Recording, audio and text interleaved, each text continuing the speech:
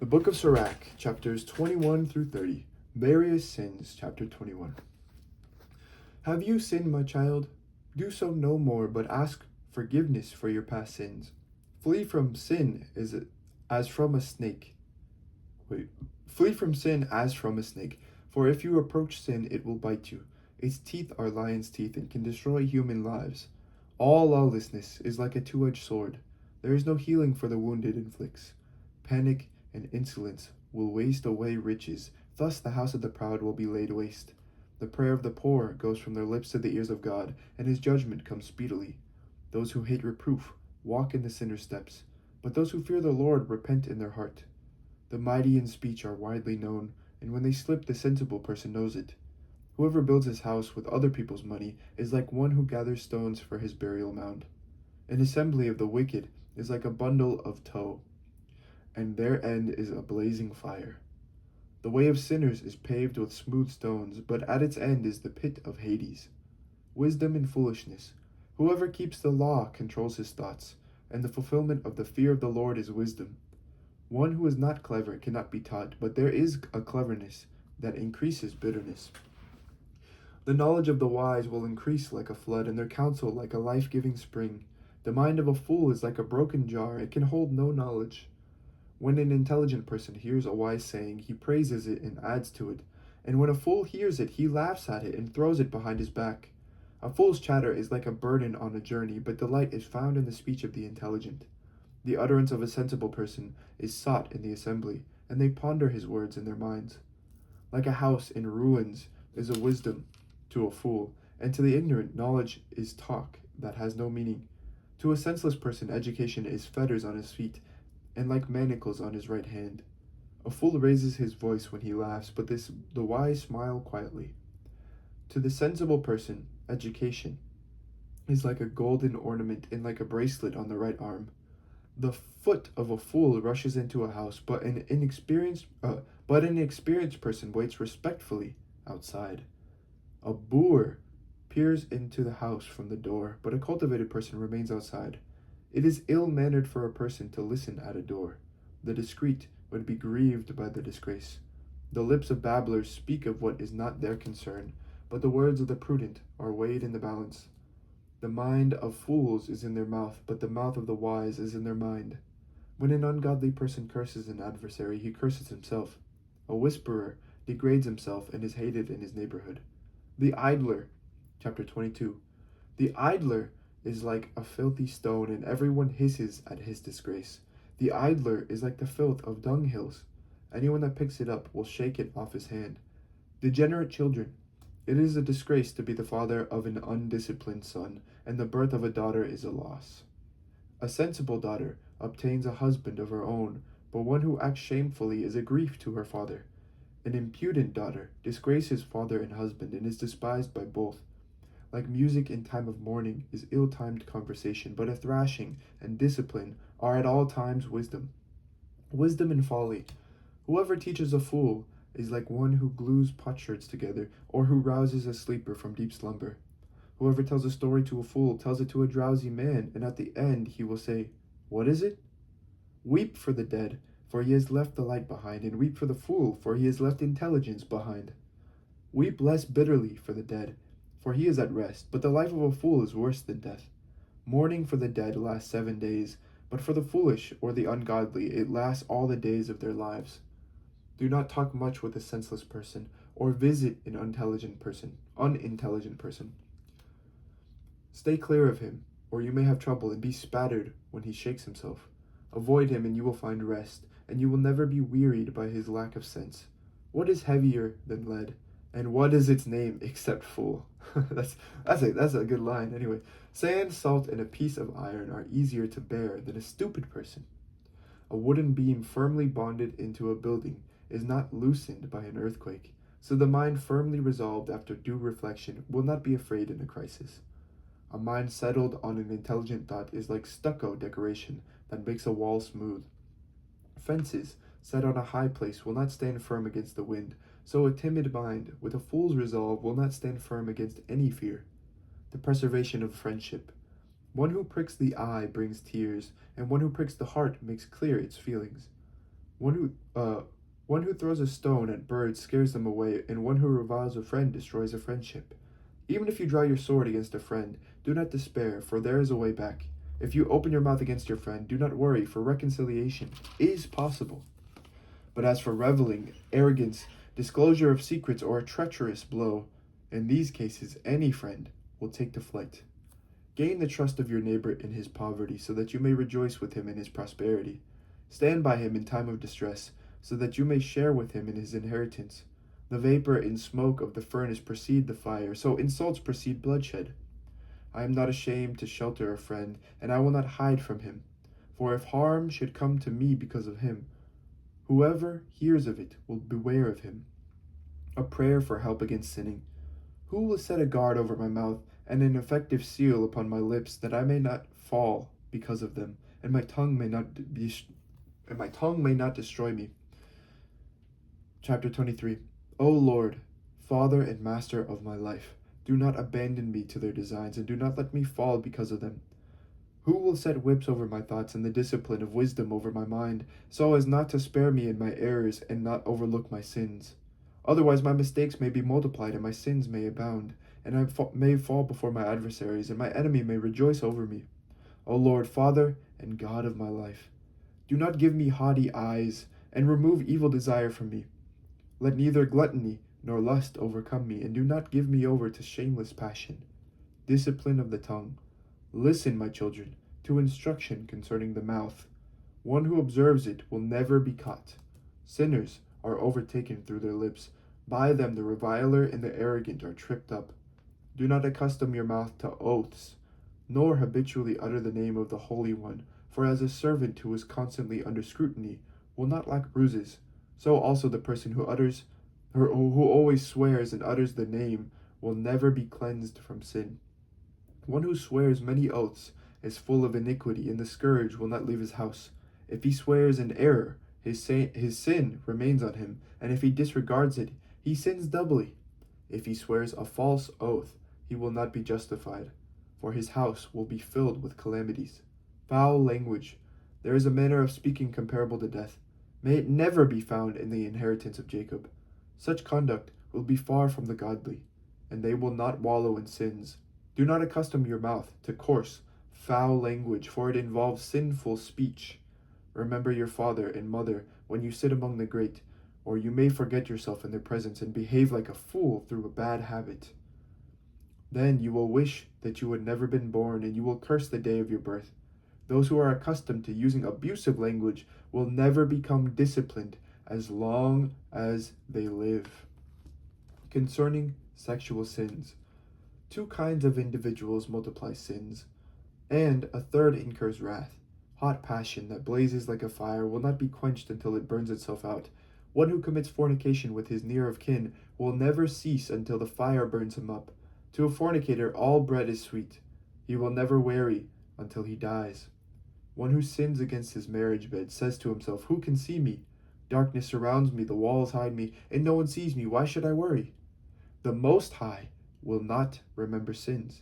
His fear is confined to human eyes, and he does not realize that the eyes of the Lord are 10,000 times brighter than the sun.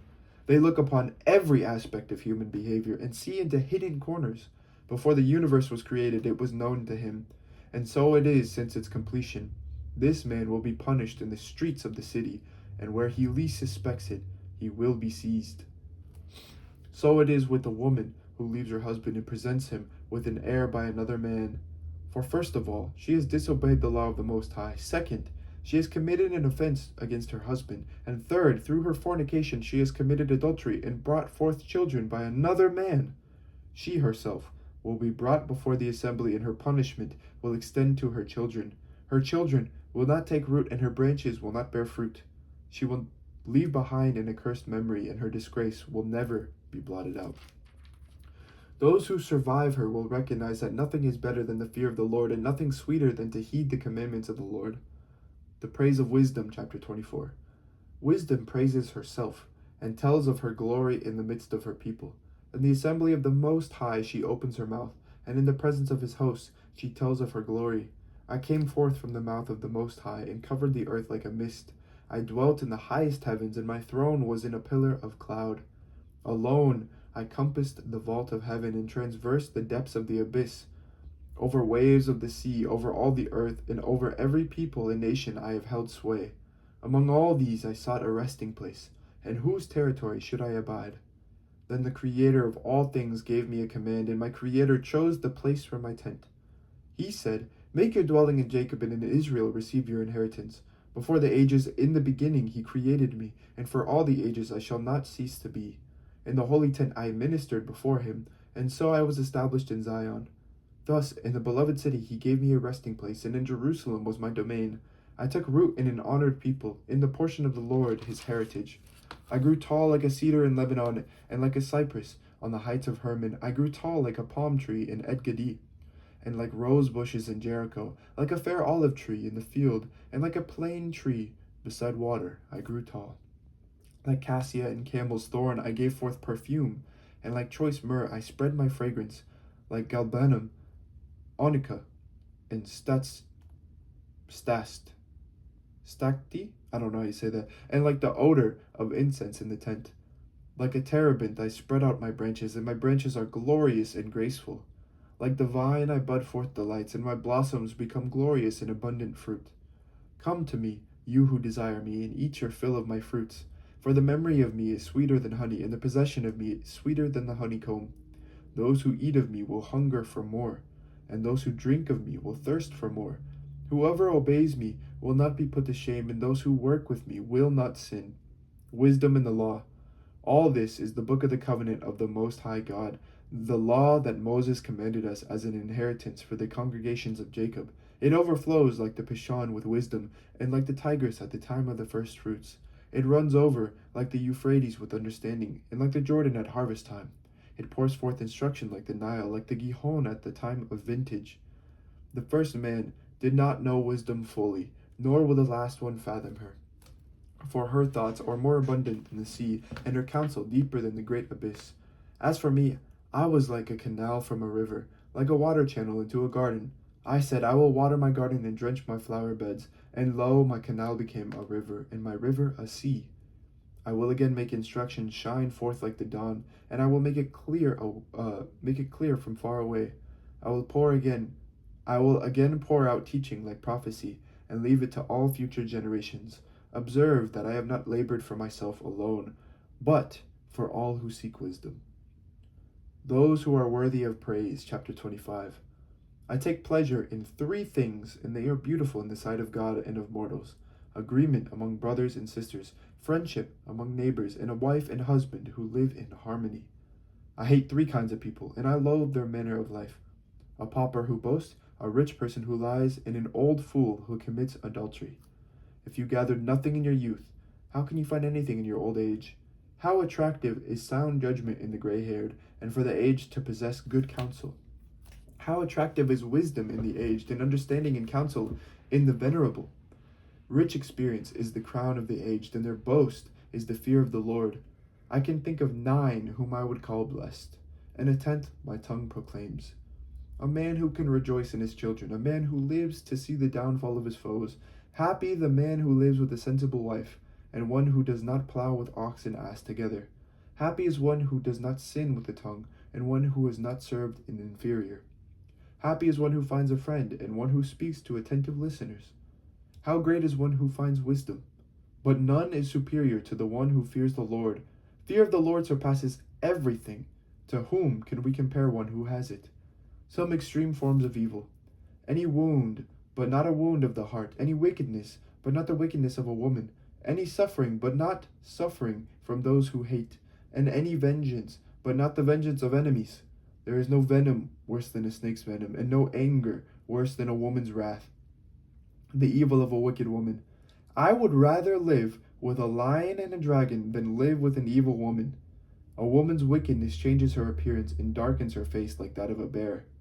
Her husband sits among the neighbors, and he cannot help sighing bitterly. Any iniquity is small compared to a woman's iniquity. May a sinner's lot befall her. A sandy ascent for the feet of the aged, such a garrulous wife to a quiet husband. Do not be ensnared by a woman's beauty, and do not desire a woman for her possessions. There is wrath and impudence and great disgrace when a wife supports her husband. Dejected mind, gloomy face, and wounded heart come from an evil wife. Drooping hands and weak knees come from the wife who does not make her husband happy. From a woman, sin had its beginning, and because of her we all die. Allow no outlet to water, and no boldness of speech to an evil wife. If she does not go as you direct, separate her from yourself. The joy of a good wife. So the complete opposite of this. 26. Happy is the husband of a good wife. The number of his days will be doubled. A loyal wife brings joy to her husband, and he will complete his years in peace. A good wife is a great blessing. She will be granted among the blessings of the man who fears the Lord. Whether rich or poor, his heart is content, and at all times his face is cheerful. The worst of evils, a wicked wife. Oh, we're back to this, okay. Of 3 things my heart is frightened, and of a 4th I am in great fear. Slander in the city, the gathering of a mob, and false accusation, all these are worse than death. But it is heartache and sorrow when a wife is jealous of a rival, and a tongue lashing makes it known to all. A bad wife is a chafing yoke. Taking hold of her is like grasping a scorpion. A drunken wife arouses great anger. She cannot hide her shame. The haughty stare betrays an unchaste wife. Her eyelids give her away. Keep strict watch over a headstrong daughter, or else, when she finds liberty, she will make use of it. Be on guard against her impudent eye, and do not be surprised if she sins against you. As a thirsty traveler opens his mouth and drinks from any water near him, so she will sit in front of every tent peg and open her quiver to the arrow. That's a crazy line. She will sit in front of every tent peg and open her quiver to the arrow. Just give that a thought real quick. Anyway. The blessing of a good wife. A wife's charm delights her husband, and her skill puts flesh on his bones.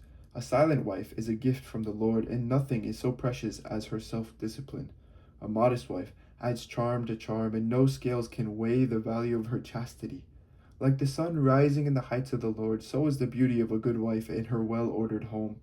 Like the shining lamp on the holy lampstand, so is a beautiful face on a stately figure. Like golden pillars on silver bases, so are shapely legs and steadfast feet. Other ancient authorities. My child, keep sound the bloom of your youth, and do not give your strength to strangers. Seek a fertile field within the whole plain, and sow it with your own seed, trusting in your fine stock. So your offspring will prosper, and having confidence in their good descent will grow great. A prostitute is regarded as spittle, and a married woman as a tower of death to her lovers. A godless wife is given as a portion to a lawless man, but a pious wife is given to the man who fears the Lord. A shameless woman constantly acts disgracefully, but a modest daughter will even be embarrassed before her husband. A headstrong wife is regarded as a dog, but one who has a sense of shame will fear the Lord. A wife honoring her husband will seem wise to all, but if she dishonors him, in her pride she will be known to all as ungodly. Happy is the husband of a good wife, for the number of his years will be doubled. A loud-voiced and garrulous wife is like a trumpet sounding the charge, and every person like this lives in the anarchy of war. 3 depressing things. At 2 things my heart is grieved, and because of a 3rd, anger comes over me. A warrior in want through poverty. Intelligent men who are treated contemptuously, and a person who turns back from righteousness to sin. The Lord will prepare him for the sword. The temptations of commerce. A merchant can hardly keep from wrongdoing, nor is a tradesman innocent of sin. Chapter 27. Many have committed sin for gain, and those who seek to get rich will avert their eyes. As a stake is driven firmly into a fissure between stones, so sin is wedged in between selling and buying. If a person is not steadfast in the fear of the Lord, his house will be quickly overthrown. Test in life. When a sieve is shaken, the refuse appears. So do a person's faults when he speaks. The kiln tests the potter's vessels, so the test of a person is in his conversation. Its fruit discloses the cultivation of a tree, so a person's speech discloses the cultivation of his mind. Do not praise anyone before he speaks, for this is the way people are tested. Reward and retribution. If you pursue justice, you will attain it, and wear it like a glorious robe. Birds roost with their own kind, so honesty comes home to those who practice it. A lion lies in wait for prey, so does sin for evildoers. Varieties of speech. The conversation of the godly is always wise, but the fool changes like the moon. Among stupid people, limit your time, but among thoughtful people, linger on. The talk of fools is offensive, and their laughter is wantonly sinful. Their cursing and swearing make one's hair stand on end, and their quarrels make others stop their ears. The strife of the proud leads to bloodshed, and their abuse is grievous to hear. Betraying secrets. Whoever betrays secrets destroys confidence and will never find a congenial friend. Love your friend and keep faith with him, but if you betray his secrets, do not follow after him. For as a person destroys his enemy, so you have destroyed the friendship of your neighbor. And as you allow a bird to escape from your hand, so you have let your neighbor go, and will not catch him again. Do not go after him, for he is too far off, and has escaped like a gazelle from a snare. For a wound may be bandaged, but there is reconciliation after abuse. But whoever has betrayed secrets is without hope. Hypocrisy and retribution. Whoever winks the eye plots mischief, and those who know him will keep their distance. In your presence his mouth is all sweetness, and he admires your words, but later he will twist his speech, and with your own words he will trip you up. I have hated many things, but him above all, even the Lord hates him. Whoever throws a stone straight up throws it on his own head, and a treacherous blow opens up many wounds. Whoever digs a pit will fall into it, and whoever sets a snare will be caught in it. If a person does evil, it will roll back upon him, and he will not know where it came from. Mockery and abuse issue from the proud, but vengeance lies in wait for them like a lion. Those who rejoice in the fall of the godly will be caught in a snare, and pain will consume them before their death. Anger and vengeance, anger and wrath, these also are abominations, yet a sinner holds on to them. Chapter 28. The vengeful will face the Lord's vengeance, for he keeps a strict account of their sins. Forgive your neighbor the wrong he has done, and then your sins will be pardoned when you pray. Does anyone harbor anger against another and expect healing from the Lord? If someone has no mercy towards another like himself, can he then seek pardons for his own sins? If a mere mortal harbors wrath, who will make an atoning sacrifice for his sins? Remember the end of your life and set enmity aside. Remember corruption and death, and be true to the commandments. Remember the commandments, and do not be angry with your neighbor. Remember the covenant of the Most High, and overlook faults.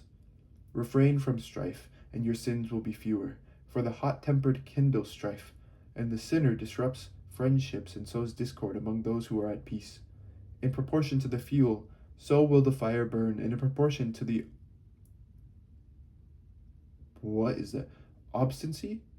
And in proportion to the obstinacy, so will strife increase. In proportion to a person's strength will be his anger, and in proportion to his wealth he will increase his wrath. A hasty quarrel kindles a fire, and a hasty dispute sheds blood. The evil tongue. If you blow on a spark, it will glow. If you spit on it, it will be put out. Yet both come out of your mouth. Curse the gossips and the double-tongued, for they destroy the peace of many. Slander has shaken many and scattered them from nation to nation. It has destroyed strong cities and overturned the houses of the great.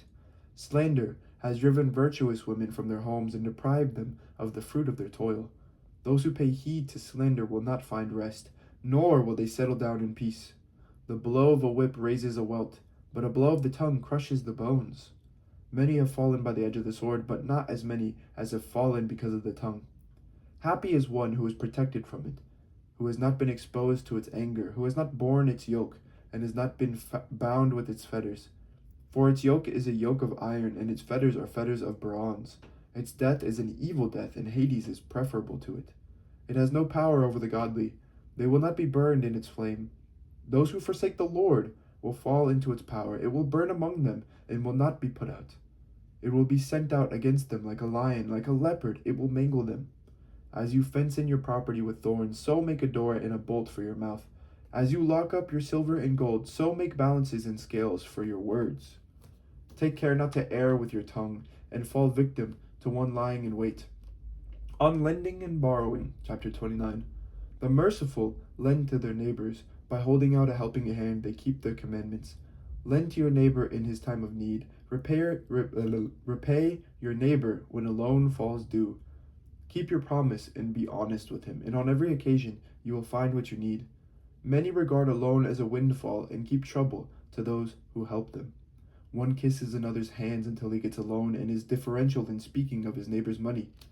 But at the time for repayment he delays and pays back with empty promises and finds fault with the time. If he can pay, his creditor will hardly get back half, and will regard that as a windfall. If he cannot pay, the borrower has robbed the other of his money, and he has needlessly made him an enemy. He will repay him with curses and reproaches, and instead of glory will repay him with dishonor. Many refuse to lend, not because of meanness, but from fear of being defrauded needlessly. Nevertheless, be patient with someone in humble circumstances, and do not keep him waiting for your alms.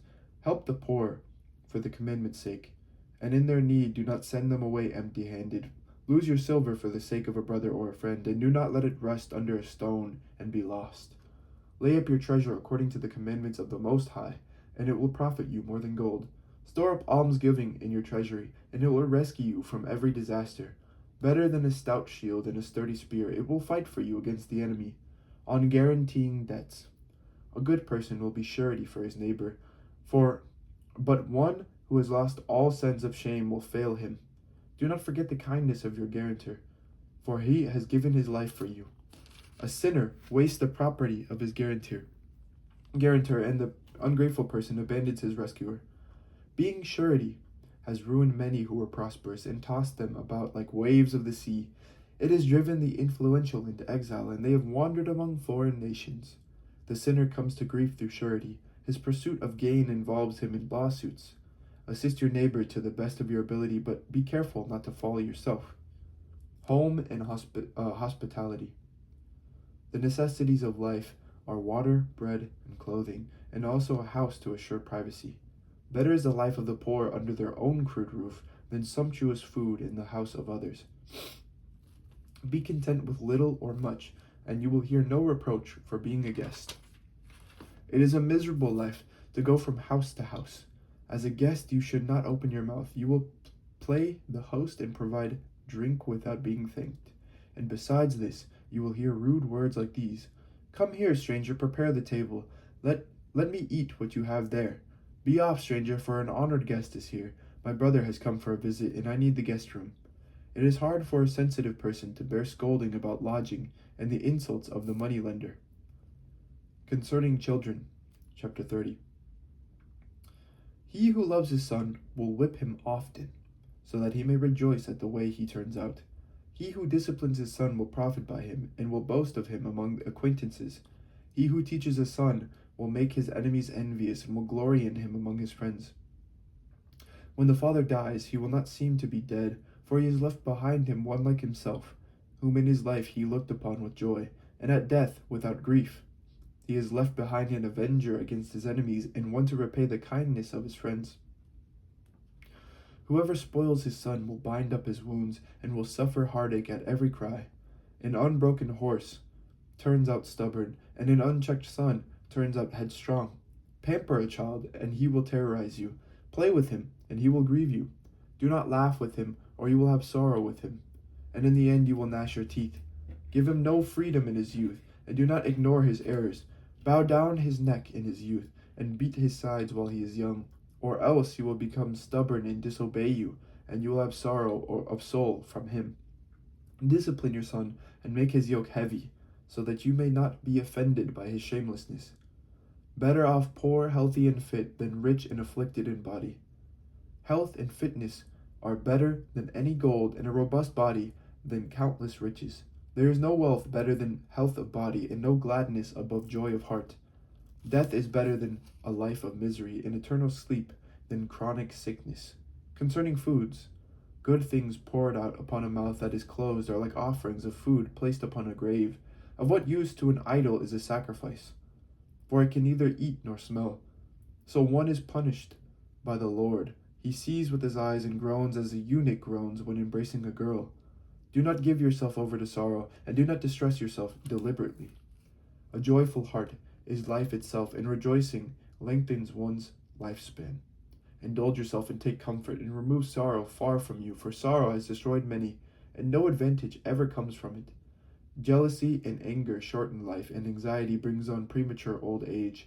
Those who are cheerful and merry at table will benefit from their food. This is the word of the Lord. Thanks be to God. And thank you for listening to the third reading of Sirach. May God bless you this day, and take care.